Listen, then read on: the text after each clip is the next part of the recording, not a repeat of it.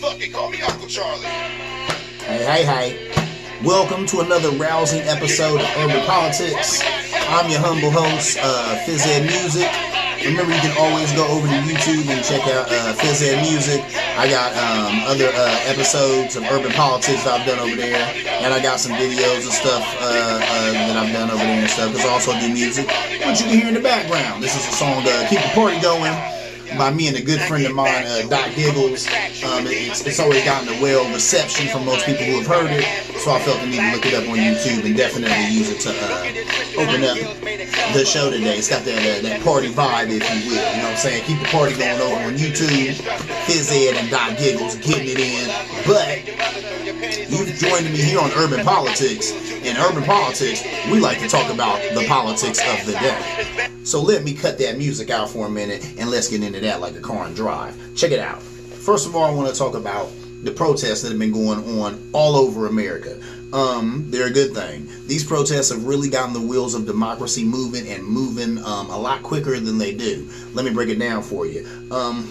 The Supreme Court ruled that you can't be fired just for being gay. Now, this ruling was always on the table for a minute there. A lot of people didn't know. I'm not going to lie. I took it for granted that here in America that you couldn't just walk in one day and somebody fired you because of your sexuality. Or we know that you're gay. We heard that you're gay. You're out of here. Yes, up until a little while ago, that was plenty enough legal around here in America. And the Supreme Court, they did away with that. They made it to where you can't do that. If somebody come in and want to fire you because you're gay, you could take them to court and you would have some retribution through the law that you could seek.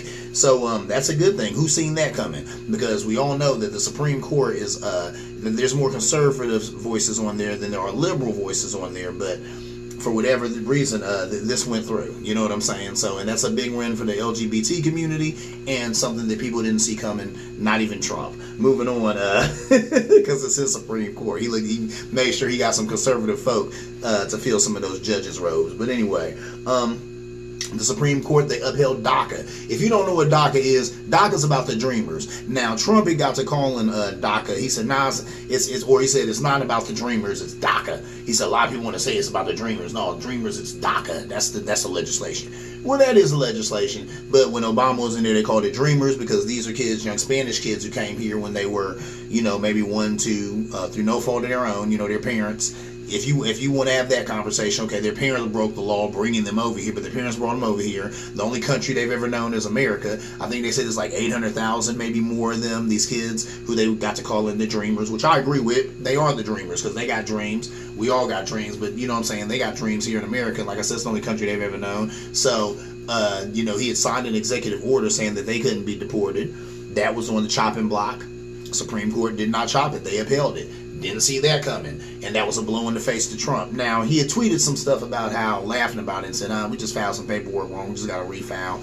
That's true, which also shows the ineptness and the cumbersomeness and the just floundering nature of his administration to mess up paperwork when trying to do something that's clearly racist anyway, but it was legislation. But now he's talking about how he has to refile the paperwork and he'll do it again. So that fight is still raging. But for right now, the Dreamers are safe, and that's interesting. So, and I think, the protests had something to do with that.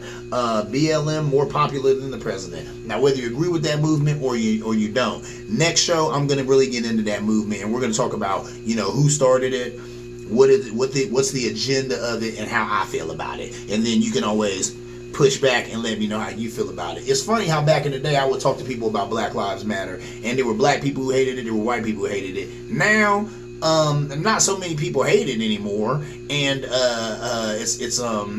it is kind of still split down the middle though. I still do know some white people ain't digging it. I still do know some black people ain't digging it. But as a whole, most people are on board with it now. I think a lot of people, and let me just go to sidebar, here's how I feel about it. I agree with not necessarily the movement, but I agree with the sentiment. Black Lives Matter. Well, duh, that should be a no-brainer. Nobody's got to tell you that. Black Lives Matter.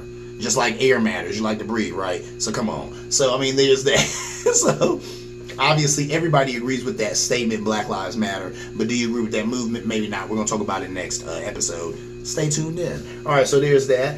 Colorado is getting rid of qualified immunity. It's another thing I think comes from these protests. Qualified immunity, I talked about that last show, is when a cop, basically can do whatever you want. They're saying if you're a government worker and you're doing something, even if it is crazy and outlandish, if you're doing it in the scope of your job, then you have this qualified immunity. You're immune, from any retribution, which is ridiculous. So basically that's how these cops were able to kill people and get away with it, because they did it in the scope of their job. So whether they did it the right way or the wrong way, they have this qualified immunity. They're immune from justice, which I think is horse-ish. But Colorado got rid of that. I guess they got a SB 217 law where they just said that we're no longer putting that within our cop doctrine.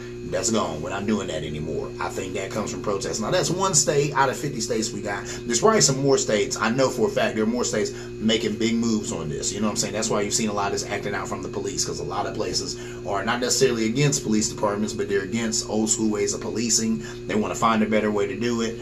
Community policing, stuff like that, pulling back some of the resources that the police have. So there's a lot of stuff like that going on, that kind of talk going on. So Colorado, that was a huge step forward for them to go ahead and sign that in law to say, look, qualified immunity, we're done with that. These guys do something, they're going to be held accountable. So we applaud Colorado. My aunt lives in Colorado. I dig Colorado. So that's what's up, for a number of reasons. Moving on.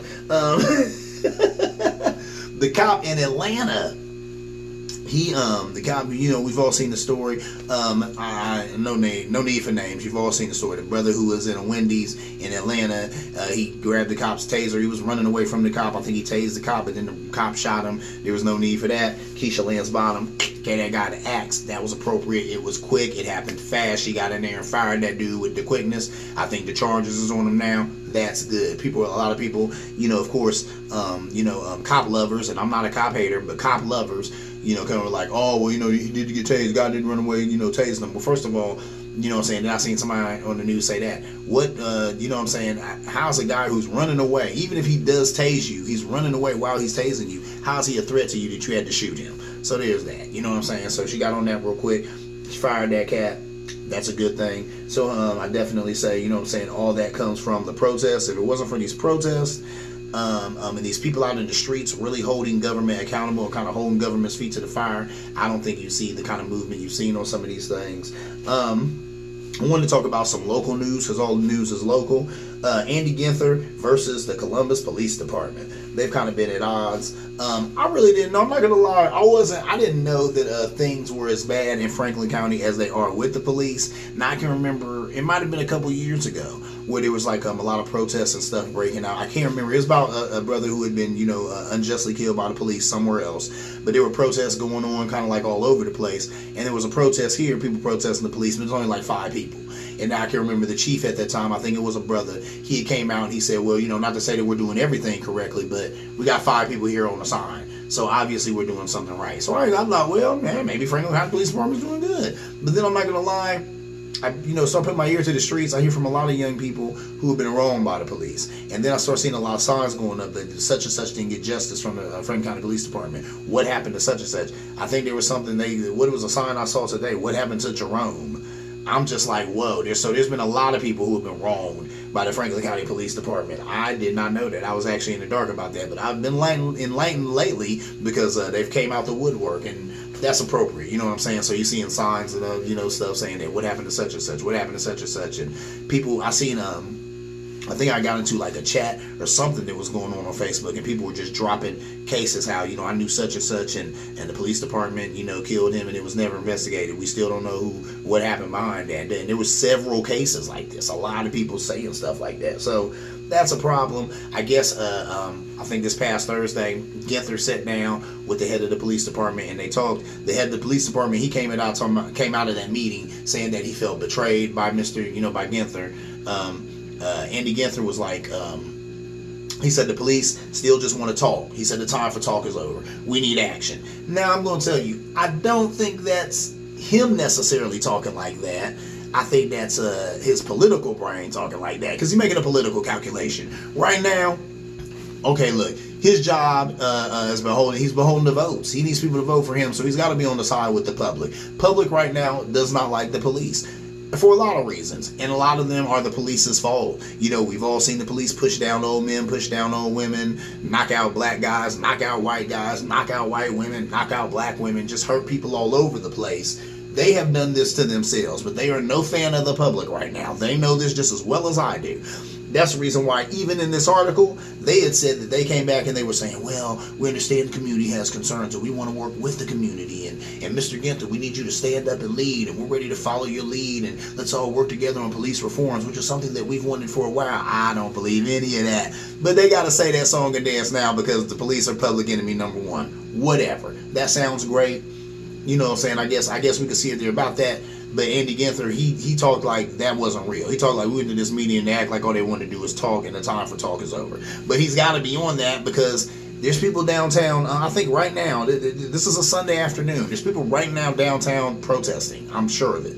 You know, right now downtown Columbus. That's not normal around here. So, you know, he's got to answer that. He's the mayor. And then I've seen people with signs down there were calling for him to step down and the chief of police.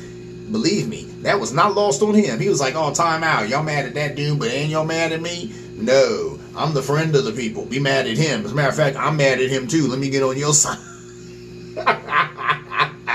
That's called politics, baby. He's making a political calculation. Hey, these people over here ensure my job. They give me votes. This guy, he might even know that dude personally. I'm positive he knows the chief of police personally. He like, if people getting thrown under the bus, he can be first. It ain't gonna be me. Self-preservation is politics, baby. So there it is. You know what I'm saying? So it is what it is. But I think that's what's going on locally here at home. So we'll see what happens with that. There's definitely gonna be some police reform. We'll see if the current police force is a part of that reform. Anyway, moving on, because I think at the end of the day, the mayor can get rid of all of them. I think. I'm not sure. Moving on, let's go ahead and talk about the Trumpster. Trump, my lord. I love politics. You can't talk about politics without talking about this guy because he is the president, the standard bearer for the GOP, the Republican Party, the grand old party. A lot of people say to me sometimes, GOP, what is that? GOP is the grand old party. That's what they call themselves. So, he was on tour. He was on the road, and he went to Oklahoma, and things weren't so great there, and he kind of messed up. You know what I mean? The rally was a joke.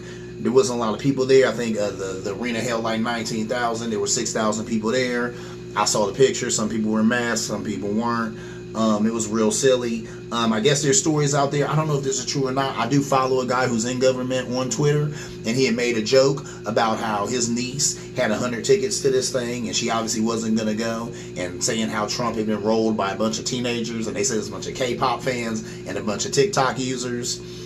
I've heard the stories. You've heard the stories. Is it true? I don't know. If it is, it's hilarious. And you have to take your hats off to these young people. Man, that was smart. What a way to protest this guy.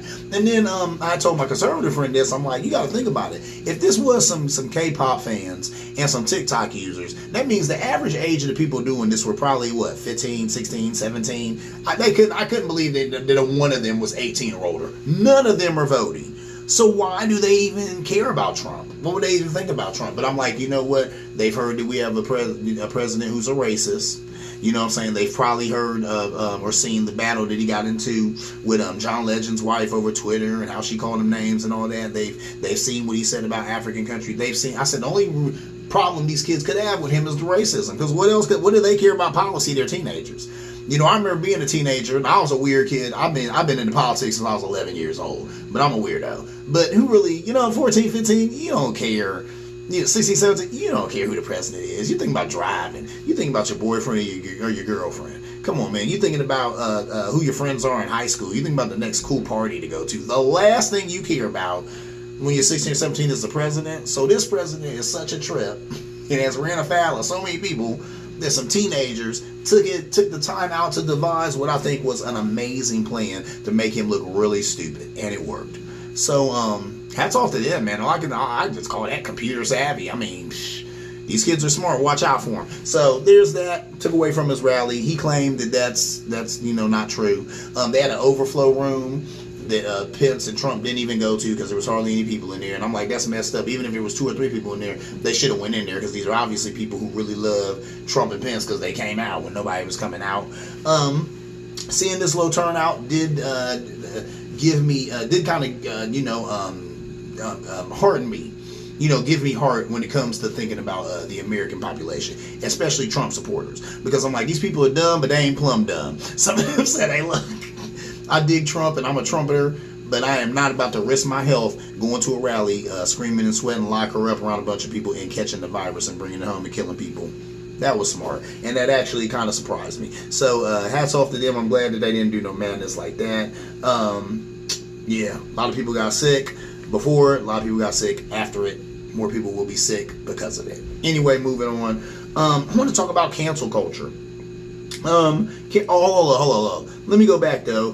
His next stop is Arizona. Arizona has had a spike in deaths. A lot of people are saying he shouldn't go there, but just like Tulsa, Oklahoma, he's probably going to go there. In Arizona, they were already scared about a shrinking base. They probably should be.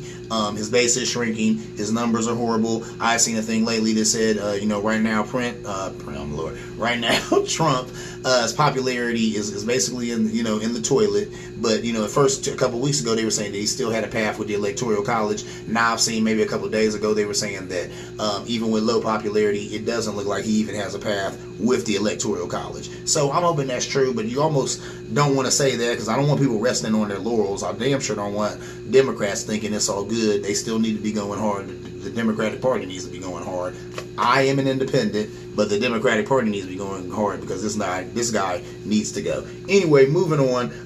Cancel culture. Let's talk about that. Now, cancel culture, I'm going on record on this show as saying it's a bad thing because I was like, I don't like in this country how people do things on the internet and then they lose everything. I gotta rewind that. I walk that back now. I'm a fan of cancel culture. Here's why. Lately, I've seen just a lot of racists and a lot of bad actors, as they would say, on TV. Being outed through the internet, being outed through Black Twitter, losing their jobs, losing their friends, getting on Twitter, getting on the internet, crying, wanting to walk these things back. This is great. Things done in the dark shall come to light. Always. And that's what's up. And what's helping that is what I'm coming to you live and direct on right now, this high definition camera that all of us have in our pockets. Thank God for it. If we didn't have this, we would not know about Eric Garner. We would not know about George Floyd. A lot of these travesties that have happened right here, and you saw them live and direct on your Facebook feed the same way I did, you wouldn't even know about it if it wasn't for this camera. So this is a good thing. It's fueling a movement. I saw this thing, I'm looking at it, I think it was on Sean King's page. There was this guy, he's taking down Black Lives Matter posters, and that is what it is. They were on the fence or whatever someplace. He's pulling them down. The girl said, why are you doing that? And he's like, well, I'm a taxpayer, so I can do this. I can take these signs down. And she's like, okay. She's like, do you own that place? He said, no, I'm a taxpayer, so I can do that. And I'm out here all the time, I'll do that. And she's like, okay. She's like, well, Black Lives Matter. And he said, no, not to me, they don't. And I'm like, wow. And then, Sean King in the comments, he's like, okay, this guy's been fired, but he was like a supervisor of adoption place. He was like for 10 years. He was like supervisor of adoptions for some state. Think about that. This guy was supervisor of adoptions, but he so flippantly could say Black lives don't matter to me. I'm like, man, that hurts my heart because you got to think, how many little black kids, how many kids of color did he really just give a raw deal or make their time there a lot harder or a lot worse just because of that attitude that he could not care about somebody just because they don't look like him, just because they don't share his culture. So that's messed up, and that's that's the reason why people out there marching right now. That's what the protests are about. That's what we talking about, systematic racism. That's what we're talking about. We're not talking about that guy who's wearing a Klan hood and who's on the corner talking about N-word this, N-word that. Not him. You know what I mean? We're talking about that guy who's wearing a suit and a tie and denies every black person he sees a job. We're talking about that guy who's a firefighter but doesn't go in there and save some people because they happen to be black or they happen to be Indian or anything that's not white. That's systematic racism, and and this cancel culture is helping to out some of that. Hey, I can't do anything but applaud justice. That's justice right there. You know what I'm saying? Some of these people, they lose jobs, they lose friends, they lose family, all of that good stuff. That's appropriate, because like I said, anything done in the darkness shall come to light, and maybe they learn something from that. Maybe they arise from that better people. All we can do is hope, but it's always a good thing that they get outed. You know what I'm saying? So thank God for the internet. Thank God for cancel culture. Moving on. a lot of people talking about now the death of free speech. That's what they're talking about. That cancel culture is the death of free speech. And I'm like, you're not mad about the death of free speech. You're mad about the death of hate speech. There's a difference. Free speech, hate speech. When you out there saying disparaging things about a person's culture or a person's ethnicity just because you have bias against it for no founded reason on the planet, yeah, that's hate speech. That is not protected by the First Amendment. Free speech is protected by the First Amendment, not hate speech. So when people talk about all this cancel culture and it's getting rid of free speech, you don't want to protect free speech. You want to protect your hate speech. So keep that in mind next time somebody says that to you. Moving on, I want to talk about The Walrus. John Bolton, he put out this book, The Room Where It Happened. A friend of mine sent me the book. I've read 2-3 pages of the book. A lot of people say that there's good stuff in the book. They say that Trump tried to stop the book from coming out, number one, which is something that you want to stop it. And what better way than to get everybody on the planet to want to read it than when you say, don't read that book, don't let it come out. But he's not too smart, so he does that, and then everybody read it, and people deduce from it. He talked about how he said, Trump at first wants to say that John Bolton is that's treason. He said because all this stuff that any conversation with the president is classified. So if he talks about that in the book, that's treason. Well, then they were saying that nah, and then they were saying for it to be classified means it's true. Now he said a lot of stuff in the book about Trump. He talked about how Trump begged China to ensure him a win. He was talking about how there was stuff that like anybody should know that Trump just didn't know. A lot of stuff that just basically tells us we know that Trump's a bumbling idiot. But there's a lot of stuff that Trump would want to sit there and say, oh, that wasn't true. These things aren't true. But if they're not true, then they can't be classified. Ergo, John Bolton is well within his rights to say it. But that's the thing. A lie can't be classified. If it's a lie, then you can't classify it. So he's an idiot. You see what I'm saying? He'd say, no, that guy's saying I'm stupid. All that stuff in that book is a lie. But it should be classified, so he should be in trouble for even telling it. Well, no, it's not classified because you claim it's a lie. And if it ain't a lie, then, okay, it's the truth. So you are a moron, like you said. So see what I'm saying? How it just goes in circles. But once again, Trump, not a smart man. So anyway, there's that.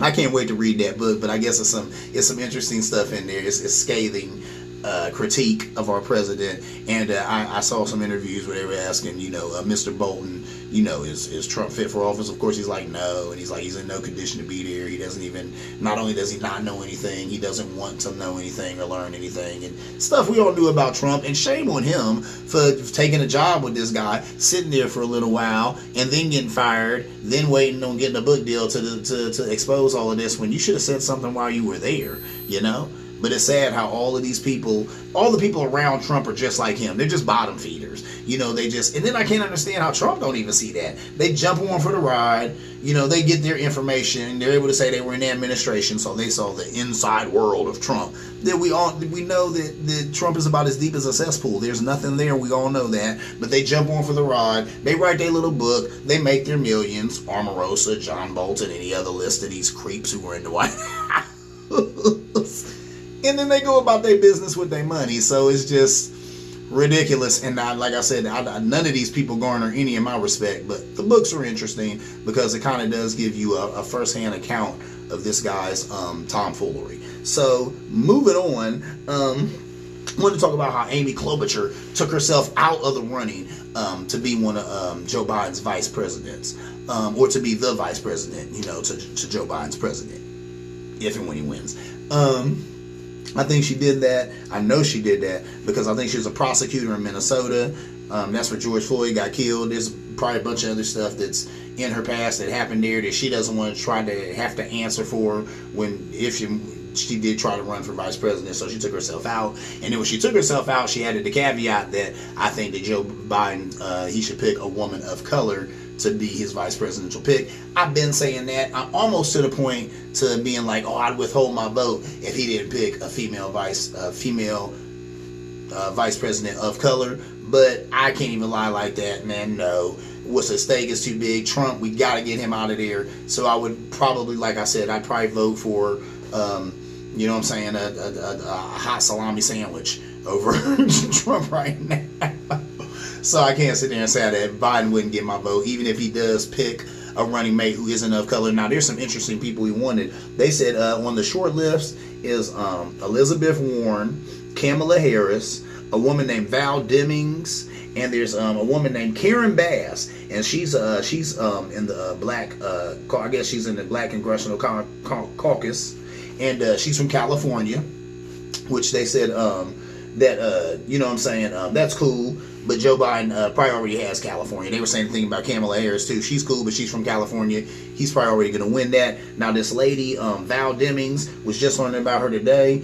She was a police chief. She's a congresswoman from Florida. They were saying that's huge. If Joe Biden can get Florida, they said there hasn't been a president, I think, in modern times who's gotten the presidency without Florida. So if he could get her, maybe he could get Florida. I was reading an article about her. They said her attributes are also her deficits, meaning she was a police chief. So that's interesting. You know what I'm saying? Here's a black woman who was able to rise to the ranks of chief at the police department, so she can speak to policing and black issues, two hot things right now. She's got that in her tool belt. But at the same time, they said the police outfit that she worked for was known for being harsh, directly, especially towards African Americans, and that just is what it is. You know what I'm saying? So they said it's a double-edged sword. It helps her, but it also hurts her. They're also saying too that she's been in Congress, but she hasn't really had, she doesn't really have any name recognition. She hasn't had her name tied to too much legislation. She hasn't done too much while she's been there. So that's also a kind of a drawback too, because some of these other women are very accomplished. Elizabeth Warren, Kamala Harris, they've had their name tied to plenty of legislation, and it looks good. So there's that. We'll see what happens. Like I said, I really would like him to pick a woman of color. I've seen this lady. She is of color, and I think she would actually be a good pick, even though they're talking about how she's a cop, and they don't think, a lot of people are saying that they don't think that a person who was a police officer is someone good to pick to dictate how policing looks in the future, because that old way we need to get rid of.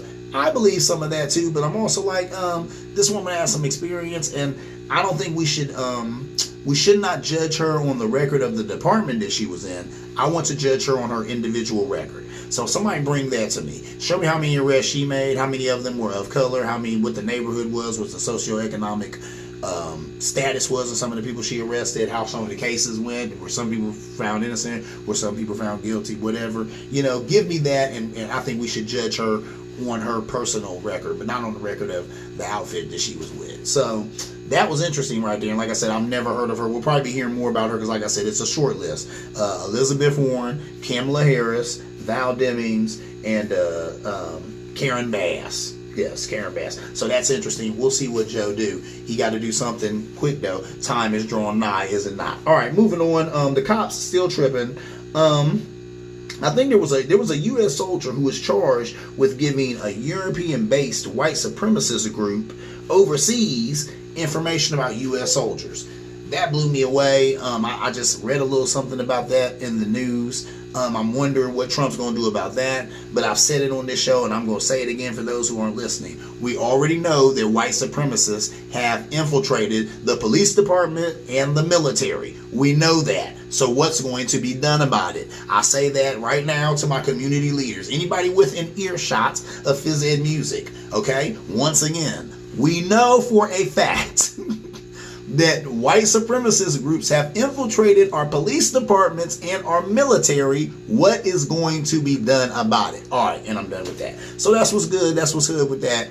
Somebody, you know what I'm saying, please hit me up at phys-ed-music@gmail.com if you have any information on any headway being made on that, because I keep saying it here, but I don't hear anything about it in the news, and I don't hear anybody else talking about it. I'm like, that's really what's the heart of all this. You wonder why we see all this police violence. You wonder why we got military people over here sending stuff to white supremacy groups in Europe so that they can do something to American citizens, because we have been infiltrated. On both of those outfits have been infiltrated. So you know this. Anyway, yeah, there was mass call-offs in Atlanta because they were upset about the police officer who got fired, rightfully so, for shooting a brother who pulled a taser on him. So they said a lot of them called off, half of them called off. I'm watching the news, and they played how, the dispatcher she's putting out calls and stuff. And one of the calls she put out was a person on the south or north side of town walking around with a gun. Nobody answered. She was on there a good hour, maybe hour and a half, calling for people. Nobody said nothing. And then one guy did answer and said that they weren't answering any calls unless it was calls for you know what I'm saying, a fellow cop who was down or something like that. So, I mean, that was just like, are you serious? You know what I'm saying? I mean, that was just really ridiculous. I mean, that's, it was really pathetic. Well, what can I say? We've drawn to the end of our time. Urban Politics, I want to thank all of you all for checking out the show, all the people who support the show all the time. Tell me what a good job I'm doing. If you dig what you're watching, please go and subscribe to my page. I'm over on YouTube. Put in Phys Ed Music / Urban Politics in the search, and I'll pop right up. You'll see my face, probably wearing a tie and looking dapper as I try to do. And please subscribe to that. And you know what I'm saying? And what can I say? Get up with Urban Politics whenever you got a free moment. See you around like a donut, and I'm going to see you next time.